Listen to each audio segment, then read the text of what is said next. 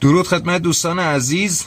منو که میبینید الان اینجا به این شکل وایسادم به خاطر اینه که یعنی وای که نتونستم وایسم، نشستم در حالت موچاله زیر سقف شیروونیم، یعنی بین سقفی که شما گچ یا کناف میبینید با اون ورقی که از بالا هستش.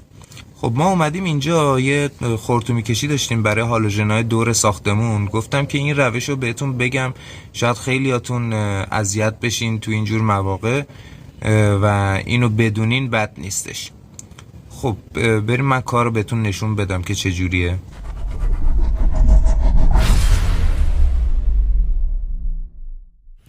دوستان ببینید این سوراخ مربوط به یه دونه سوراخ هالوژن هستش که توی این ورقای دمپای آهنی زده شده. این یه دونه سیم قدیمی هالوژن‌های قبلیه که باید بهشون اینا ورداریم خرطومی بزنیم و این خرطومی‌های توسی رنگ که میبینید اینا رو جدید انجام دادیم که اینجا این خرطومی از توی دیوار اومده بالا و اومده توی این هالوژن اول و از این یکی ها تقسیم شده. الان اون هالوژن دورتر رو ببینید، ما به هیچ وجه از پشت سقف دسترسی نداریم. همینطور که میبینید هم فضا خیلی تنگ و باریک هستش، نمیشه رفت، هم این که این ورق خیلی تحمل بارش کمه و نمیتونه کسی بره روش وایسه، هیچ پروفیلی هم نداره. و حالا این یکی از گزینه هامونه و گزینه های دیگه که الان میبینید این یکی خرطومی از این قسمت از توی این سوراخ هالوژن اومده بالا و از روی این پروفیل رد شده. بذارید معلوم بشه، از روی این پروفیل رد شده و رسیده به اون سوراخ هالوژن. اینا رو همینطور که میبینید من الان اینجا نهایت جاییه که تونستم تازه دوربین رو بیارم، خودم که اصلا نمیتونم برم، ولی تونستیم خرطومی رو رد کنیم. اینا رو به چه شکل باید رد کرد؟ وقتی که انقدر سوراخ هالوژن دوره و دسترسی نداریم. از پایین هم اگر بخوایم خرطومی بندازیم، این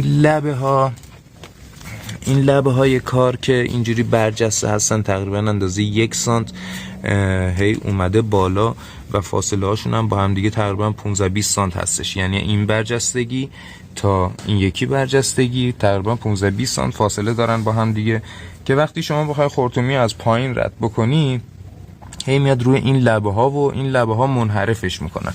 این خرطومی وقتی میاد میرسه به این لبه دیگه نمیذاره پیشرفت کنه و به جهت های دیگه منحرف میشه.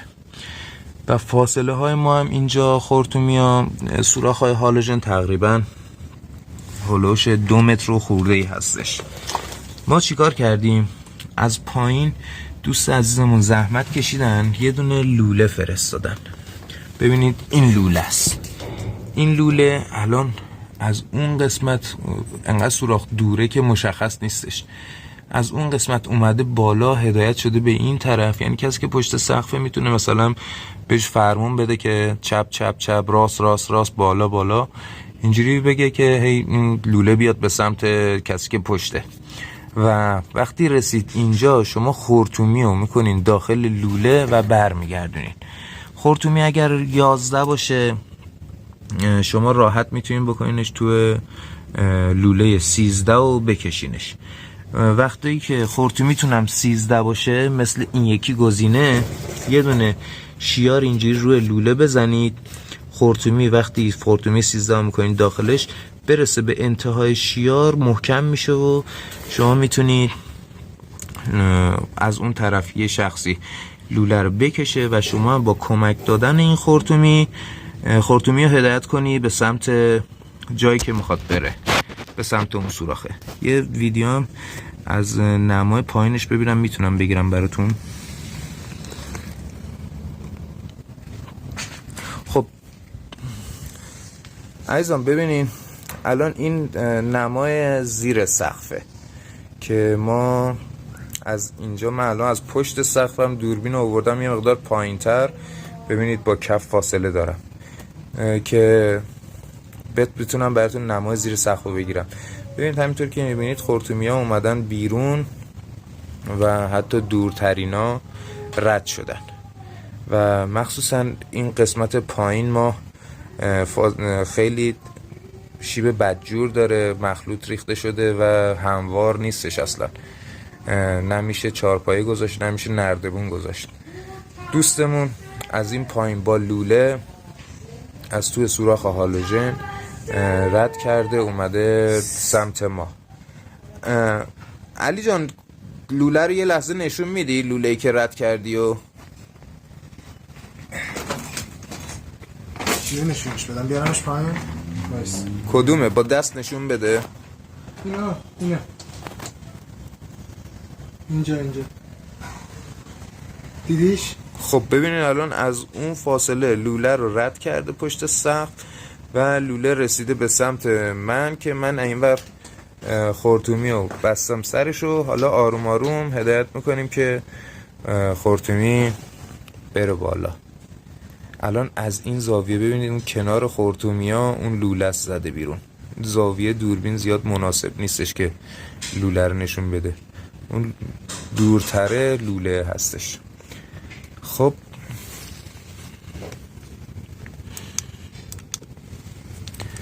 اینجا هم پشت سقفمونه. ببینید بذارین من نور رو روی حالت شلیک بذارم. الان جایی که اون لوله رفته پایین همون قسمتی هستش که از پایین لوله رو فرستاده بالا و وقتی با لوله رو میخوایم بفرستیم بالا یه خورده حالت چرخوندن و چپ و راست کردن میتونه به جایی برسه که شما میخواین و موقع کشیدن هم باید حتما از این طرف به حالت هل دادن بفرستین لوله رو که جایی گیر نکنه در بیاد که دوباره کاری بخواین انجام بدین. خب علی جان یه مقدار آروم آروم لوله رو بکش که من اینورم هل بدم.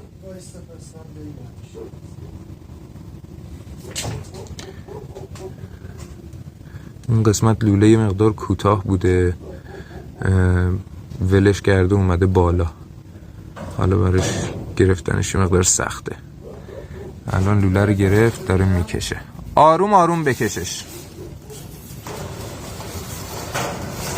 ببینید آروم آروم صبر کن. این گره هایی که اینجوری میفته رو کسی که بالای آروم باید بازش کنه. من الان چون یه دستم دوربینه یه دستی دارم کار میکنم یا برام سخته. خب یه مقدار بکش. ببینید به راحتی داره رد میشه.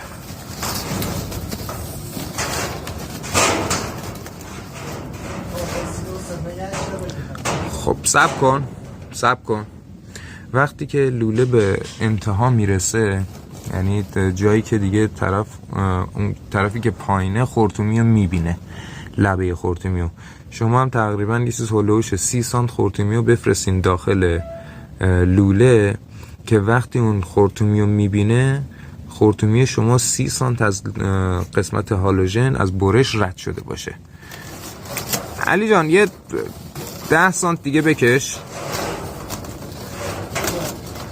خب وقتی که کشید ما از این ور نگهش میداریم تا اون بکشه و از توی اون شیار در بیاد. خب بکش.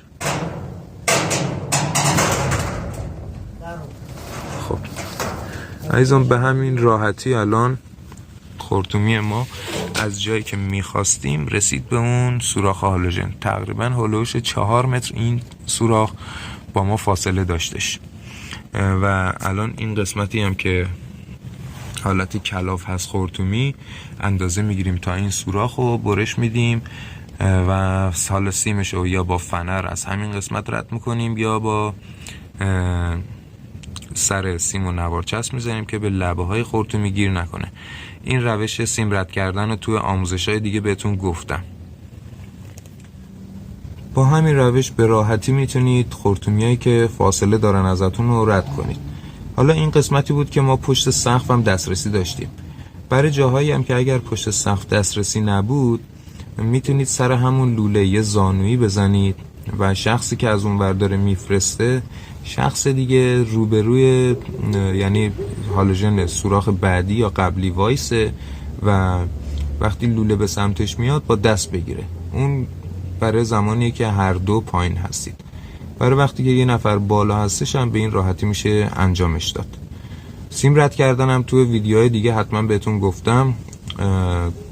نوار چسب میزنید سر دو سیم و یه مقدار از سر سیم فاصله میدید نوار چسبو که بتونه ردای توی خرطومی رو به راحتی رد کنه و از اون سر در بیاد. و قسمتی هم که سمت خودتونه برش میزنین و میفرستین داخل سوراخ هالوژن و همین راحتی خرطومی کشی انجام میشه، سیم کشی هم انجام میشه و شما میتونید بعداً از پایین نصب هالوژن رو انجام بدید. ما به این کار رسیدیم و من دوست داشتم اینو با شما به اشتراک بذارم که این ترفند رو یاد بگیرید. امیدوارم خوشتون اومده باشه و به کارتون بیاد. همتون رو به خدای بزرگ میسپارم. خدا نگهدار.